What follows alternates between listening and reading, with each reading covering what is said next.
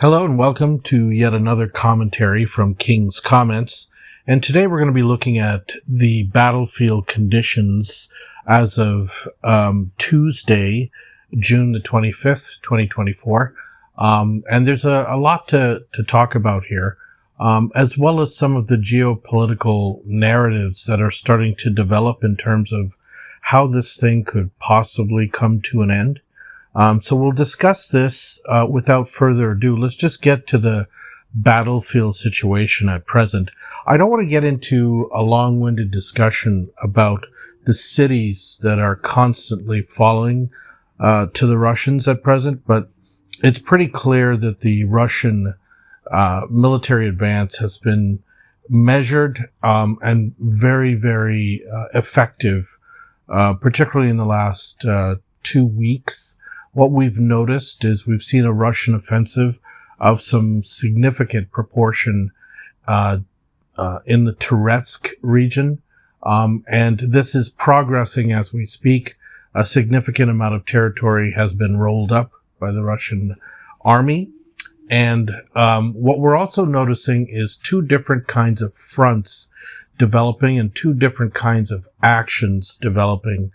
And as a direct result of those things, we're starting to see the Ukrainian army start to split and fracture from within as more and more generals are being replaced for differing reasons. So let's just get into this real quickly. Let's just talk about what's happening first and foremost in the Donetsk area of the front. And what is essentially taking place is a huge Russian advance that's measured to the extent that there's not a huge amount of military personnel involved, but there is significant resources in terms of Russian fab bombs. Now, I've discussed this topic previously about these FAB bombs, but these things are just lethal to the extent that they decimate everything in their path. And what the Russians have been doing to significant extent is they've been basically hitting Ukrainian supply lines as well as ammunition depots, making it very difficult for their troops to actually have access to the munitions that they need to be able to wage war along the line of contact. So these advances from Kupiansk all the way down have been measured, but at the same time, they're consistently pushing the Ukrainians back. We're finding that the Ukrainian army is withdrawing quickly in a lot of cases, and those who choose to fight are typically being encircled and decimated with artillery strikes.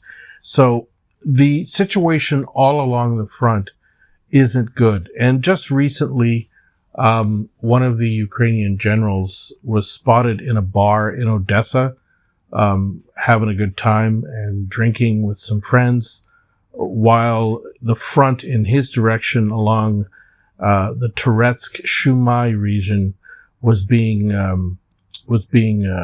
stormed. So he's been replaced. The Azov battalion, which is a well-known battalion in the Ukrainian military, put out a lengthy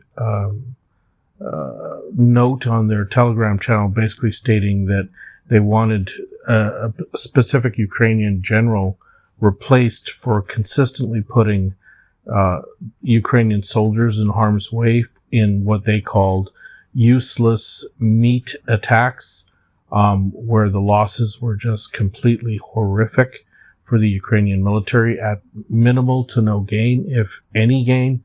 That general has also been replaced effectively today.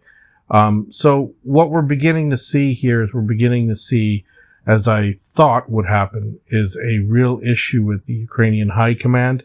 And anytime you see these kinds of changes where battlefield commanders are being replaced, and you're dealing with significant losses of manpower, particularly after the last mobilization, things simply can't work the way that they're supposed to work over this length of time. Now, the second part of this front that's getting the most airplay, even though it's a sideshow, is the northern area, the Kharkiv direction.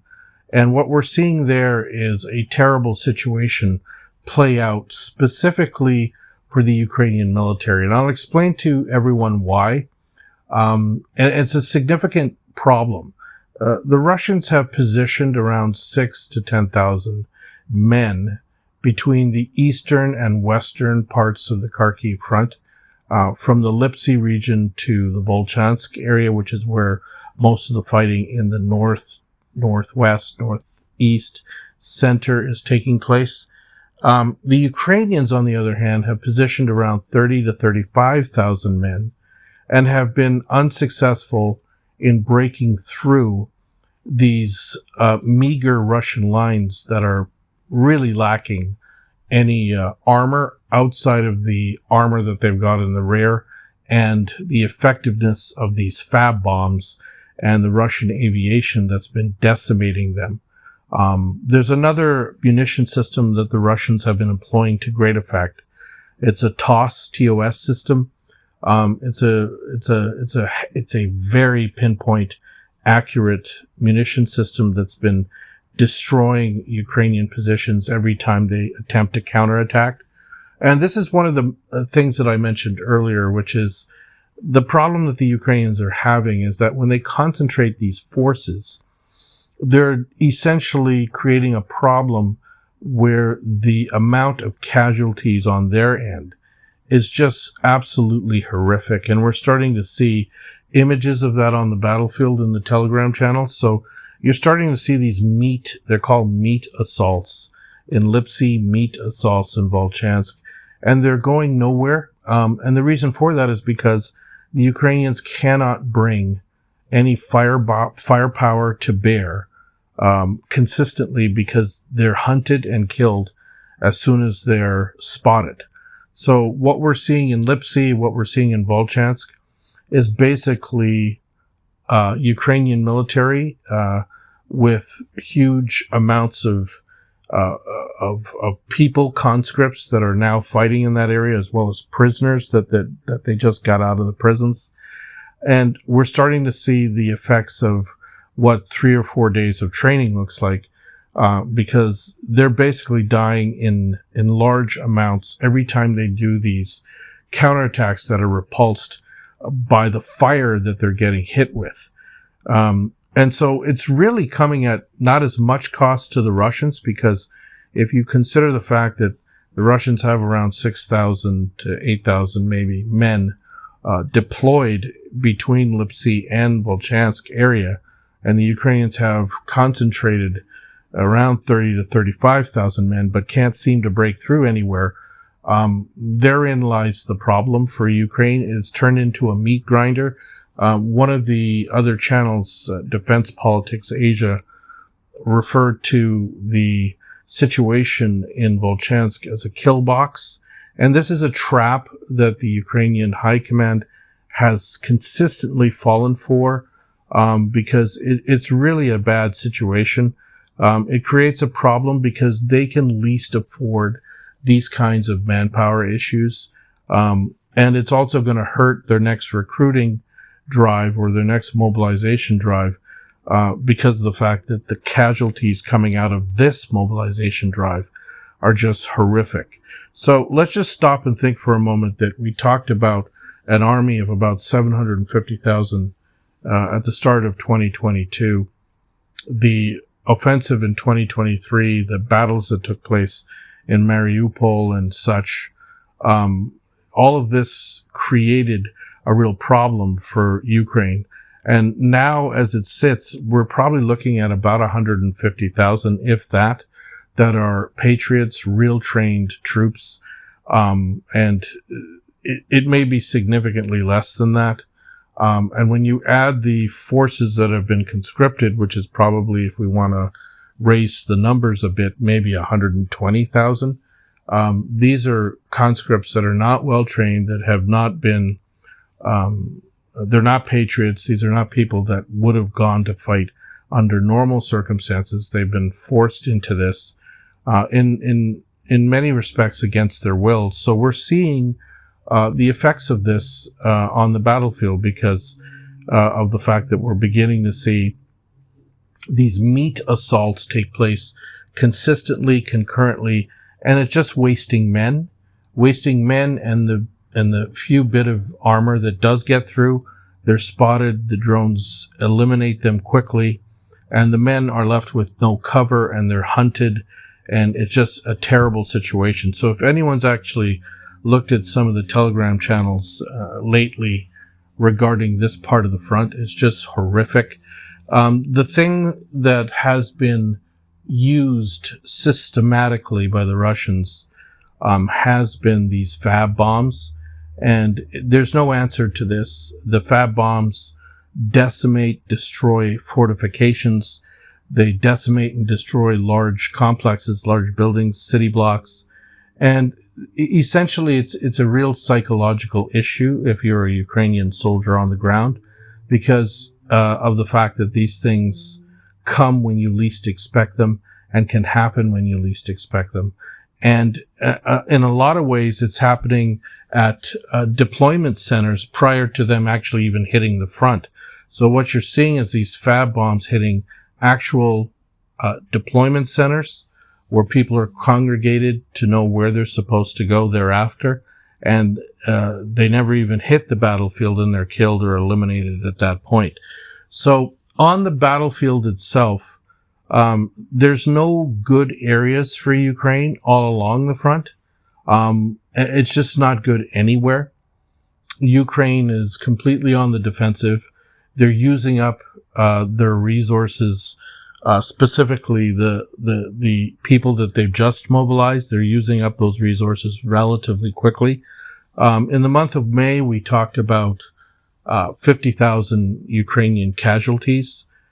June is soon coming to an end, and I would presume that those numbers are going to remain consistent. So if you take a look at what's already available and what's already been pushed out through these mobilization efforts, there's not a whole lot of room there for an opportunity to mount a successful, consistent counterattack in any one area of the battle.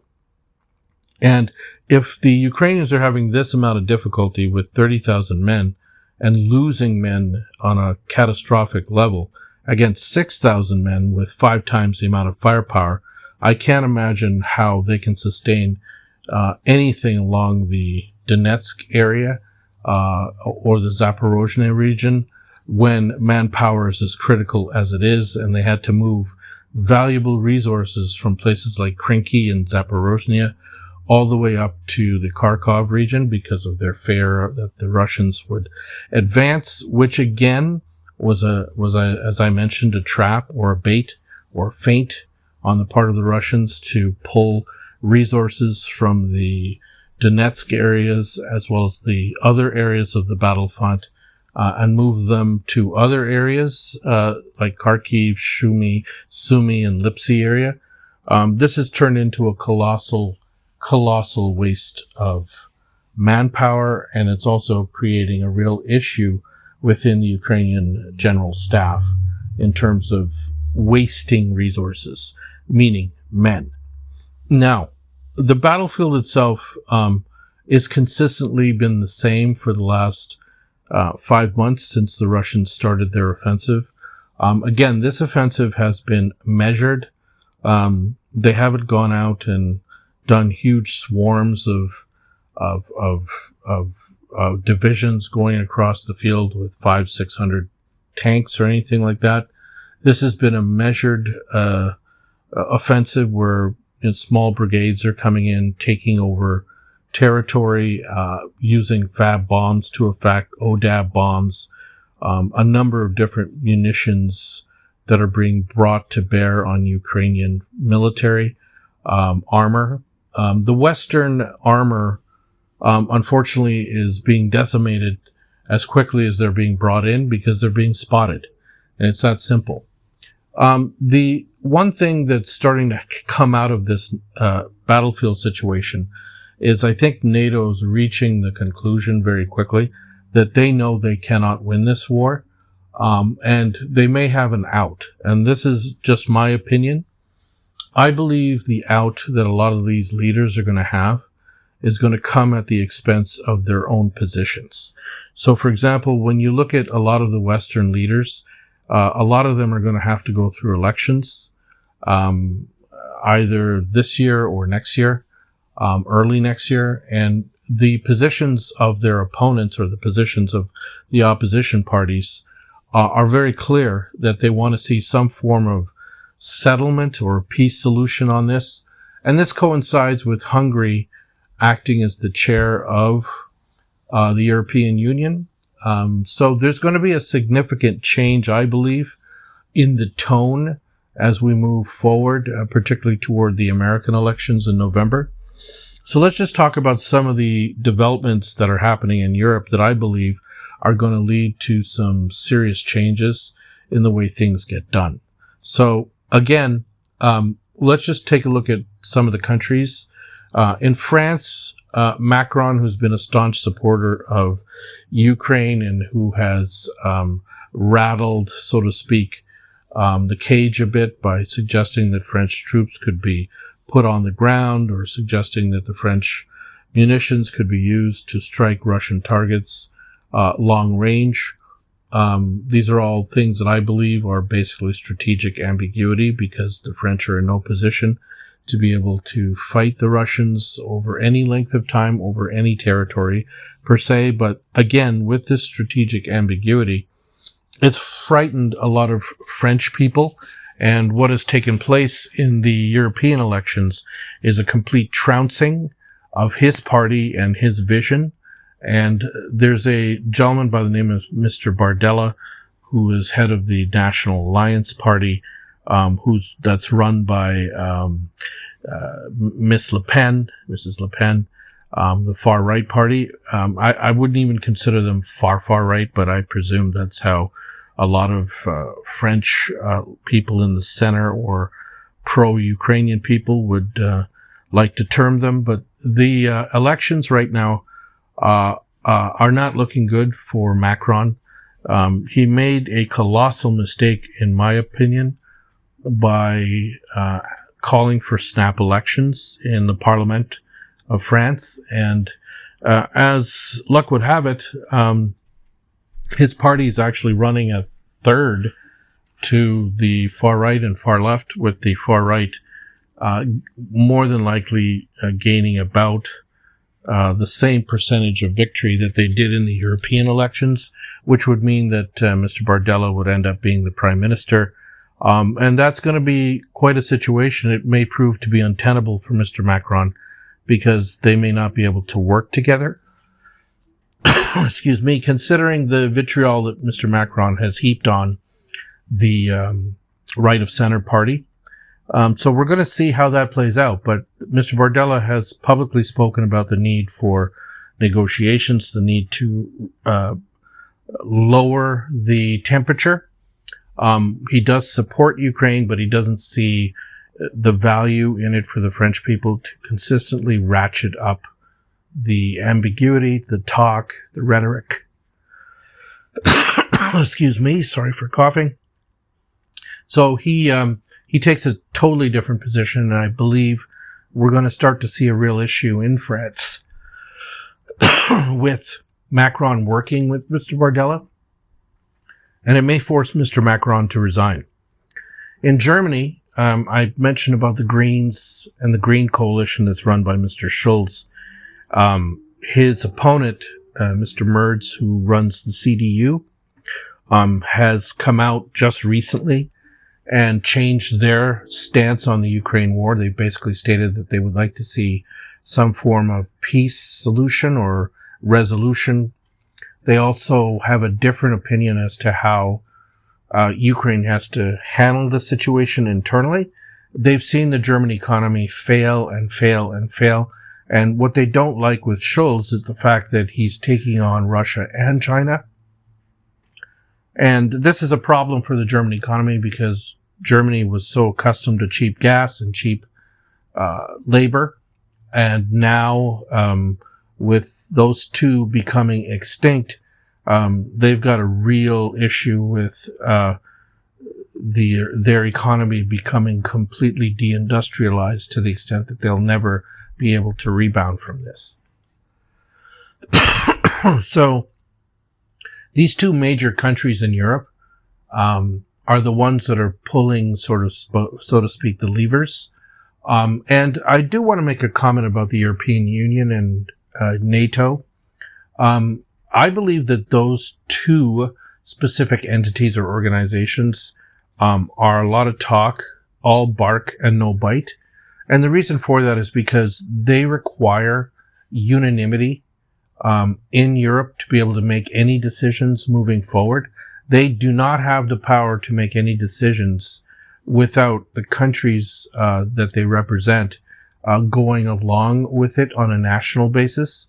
And we've already seen in the European Union that any change in government in France, any change in government in Germany is going to be at odds with the people at the European Union, and they won't be able to move the needle, so to speak. So whatever comments that they make are simply going to be their own comments as opposed to representing the people of Europe per se and the national governments that they're represented by. If the CDU wins in Germany and if Mr. Bardella and the National Alliance win in France, for example. I would suspect that both those two countries are going to look very similar to Meloni's Italy at present, which has consolidated their gains from the European elections and has done fairly well, all things being equal. They have supported Ukraine, but they've come out against this escalation of long-range strikes into Russia. They've come out against a lot of different things, and they've reached the point from a military position that they can no longer provide any more military assistance than they've already done because it puts their own security at risk. Again, these are all countries that need Russian gas. I mean, I find it kind of amusing that the current German government, particularly its deputy leader, went to China and was railing against China for supporting Europe or supporting Russia with trade and these dual-use goods, as they like to call them. But meanwhile, his own government is still buying massive amounts of LNG from Russia itself. So, they need to point the finger at themselves. I mean, if they really want to get off of Russian gas, or they want to hurt Russia, as they claim, then why don't they eliminate the Russian gas that they consistently are using and stop with this finger pointing to China as if China is the cause of the problem when they're also part of the problem. So again, this situation in Europe, I believe that a change in governments is going to lower the temperature in Europe, the major countries. What's happening in the UK, there's going to be a fractious change of government where the new party, the Labour Party, is basically going to be similar to what Sunak and the Conservative Party was with respect to Ukraine. But to be honest with everyone here, Britain is a shell of its former self. If anyone's ever gone to the UK and seen the state of their cities, the state of their national defense, the state of their infrastructure, I think it's pretty clear that they really don't represent an issue or threat moving forward. The real threat is really going to come from the United States. But even in the United States, what we're seeing is we've got an election coming up in November, and that election in November is going to point toward a shift from Biden to Trump. I mean, for my European friends who aren't aware of what's going on, Trump is winning all of the battleground states by a comfortable margin. And he has expressly said that he's no longer going to put money into Zelensky's pocket and plans on pursuing a course of trying to create some form of resolution. I believe that that's the case, and that's going to be a bad situation for Zelensky, because he will no longer be able to ride the gravy train that he has under Biden.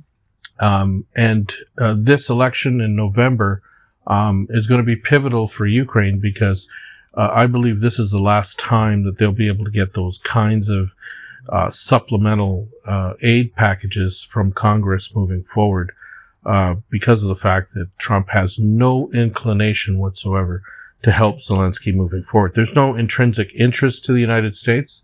I believe that a lot of the neocons that were with Biden are not friendly to Trump. He realizes they're not friendly to him in general, and so he's going to make sure that those people are clipped, or their wings clipped in general. So you're going to start to see some major changes here.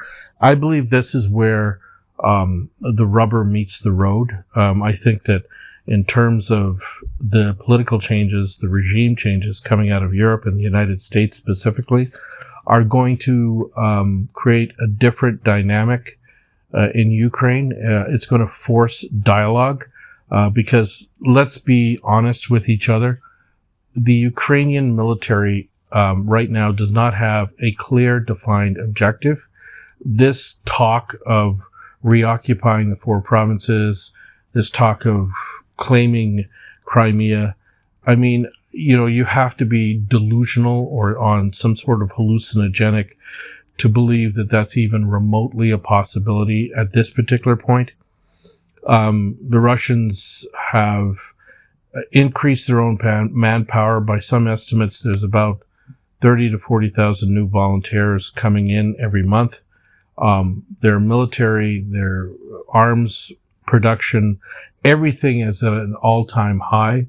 And no matter what situations come up internally with some terrorist activities in certain areas of Russia trying to create a situation of instability, it's not going to affect the situation on the battlefield. The battlefield situation is only going to get progressively worse as Russia rolls up the entire Donetsk area. And at this point, it really comes down to whether or not Ukraine, after these governments change, wants to sue for peace and wants to exist. I believe that Zelensky will be gone because he's too tied to Biden.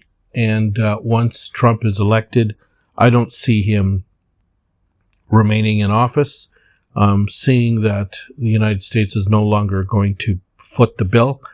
And again, this is a situation that I believe is likely to play out here very quickly. This is why the NATO meeting coming up in July was important to Zelensky. I believe also this is one of the reasons why they put all these forces in Kharkiv, hoping that they could maybe get a breakthrough. And so far, this has been nothing short of a complete disaster in that area. Again, I'm going to make this point perfectly clear. The Russians have been actually, in my opinion, quite restrained because of the fact that in the Kharkiv area, we're seeing a limited amount of resources and forces. What's really doing the damage for the Ukrainians is that they're in a concentrated area. They can be seen from the sky, and the FAB bombs, the ODAB bombs, the artillery, the FPV drone operators, and the new TOS ammunitions or munition systems are just destroying Ukrainian men in industrial capacities. So things have to change here because clearly Ukraine doesn't have the manpower moving forward. Now, there was a suggestion that maybe what the Ukrainians are going to start to do is lower the actual draft rate again and try to mobilize more people. But gauging on the fact that men that are still available are hiding out in their homes and not being seen on the streets, and are much more difficult to kidnap, I don't know who else they can call upon to actually consistently fight these battles, because they're going to basically end up killing off what amounts to 2 generations worth of Ukrainian men.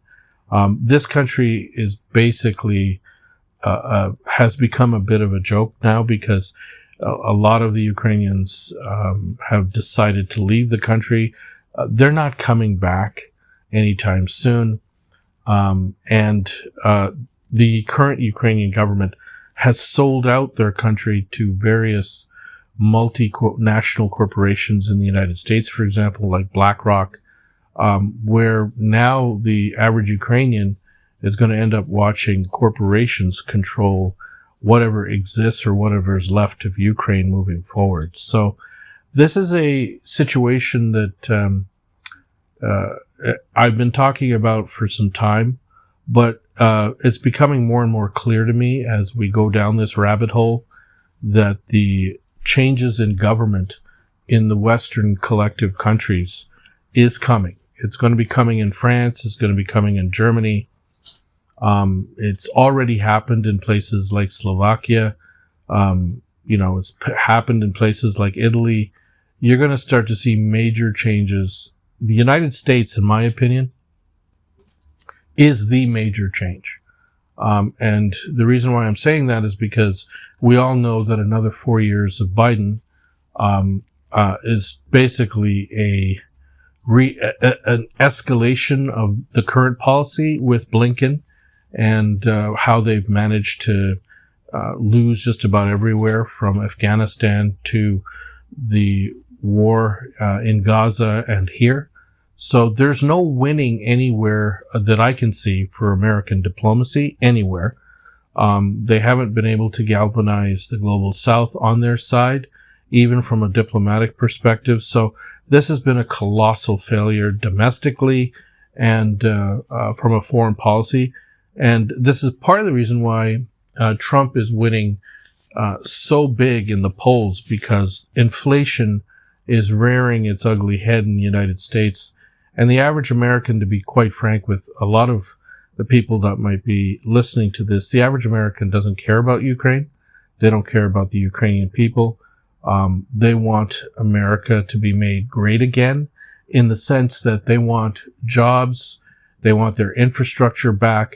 And instead of sending, $12, $13 billion to Ukraine to help pay their civil servants, why not use that money to help with infrastructure development in the United States, which is needed very badly, and to help with some of the things that they need to get done in advance of the de-dollarization that's taking place around the world.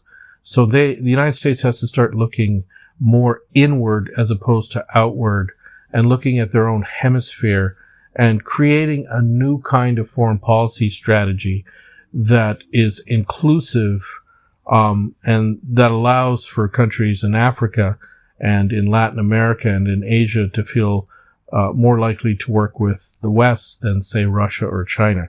Right now, what we're seeing in Russia and China is we're seeing their world order being created before our very eyes. BRICS countries are growing. The number of BRICS countries are growing. We're starting to see a significant amount of de-dollarization taking place in international trade settlement.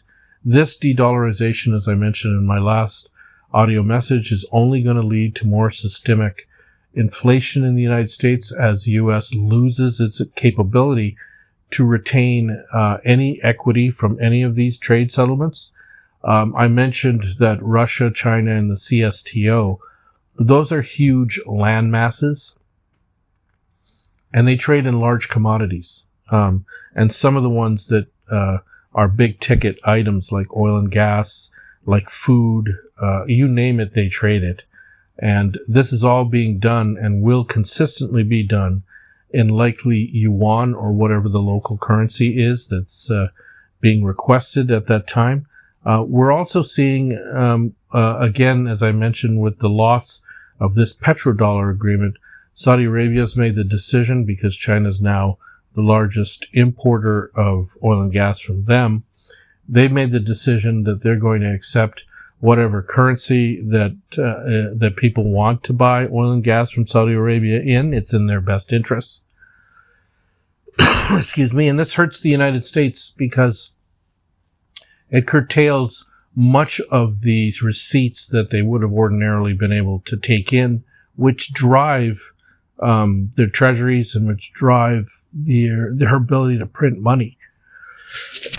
Remember, I said this earlier, The United States, its biggest export isn't its culture. Its biggest export is dollars. And in more and more cases, with more and more de-dollarization, those dollars are limited to a certain amount of countries that are willing to use them without the threat of sanctions. And sanctions are driving a lot of countries, even non-aligned countries, into the Russian orbit for a number of different reasons, aside from the fact that national currency growth is the priority right now for all countries. I think people have seen the hypocrisy of the IMF, the World Trade Organization, the World Bank, and so they want to explore other options. We're seeing Saudi Arabia jump on board the Chinese payment system mBridge, which has been in the making for a while. This is nothing new, but these things are happening much faster now than they ever did before. And I believe that this war and the outcome of this war, which has already been decided on the battlefield, has made it possible for these kinds of decisions to speed up the way that they have. And I'm referring to BRICS, I'm referring to de-dollarization in general. If Russia is able to beat the sanctions like they've done and grow their economy to now the fourth largest economy in the world, it just proves that the United States and the West is no longer the garden that Burrell talks about. And so the fallout here from this war, just with Russia alone, and I'm not discussing China, is leaving the West in a very precarious situation because of the fact that there's no replacement for cheap gas. If Olaf Scholz could devoid himself of Russian LNG, he probably would have done that a long time ago, but he knows only too well that such a task would cripple the German economy beyond its capabilities at present. So is Germany capable of surviving without Russian gas in the future? Well, that's a hard question to answer. Europe right now is not in a position because of the fact that they haven't got the capability from a investment perspective. They've been relying on China to come and invest in EV plants and a bunch of other things. There isn't the money that's available to be able to do the things that Europe needed to do prior to this war starting.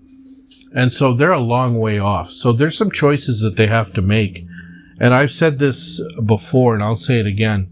If Europe does not pivot to China exclusively in the context of trade because of the fact that their economies have shrunk so systematically, I'm not entirely certain what options they have. And I think this plays right into what the United States wanted to do to Europe from the very get-go. Europe was always seen as a competitor to the United States. So the mere fact that the United States now has Europe in a position of complete and total dependency is a situation that the rest of the world doesn't want to find itself in at present. So we've got a lot of things that are going on, a lot of developments that are likely to take place here in the future. But I do think the one thing that will come out of this audio message is that there will be changes in government here in Western Europe and in the United States. And I believe that those changes are going to lead to some resolution of this war because the war can't go on forever. And as it stands right now, Ukraine has absolutely, unequivocally no chance of victory. So there has to be some sort of form of settlement. And whatever that settlement looks like, obviously, is going to work for Russia because it's part of the program that Putin had already suggested that he wanted to work with. And so we'll see what happens moving forward. But I don't see how anything but Putin's plan will be on the table because he owns all the cards. Thanks very much, everyone. I do want to thank everyone for liking and subscribing to this channel and for actually listening to the audio messages that we've been putting out. It's a real interesting situation because I never thought that many people would actually listen to what I had to say. And again, I do want to thank everyone for their patronage.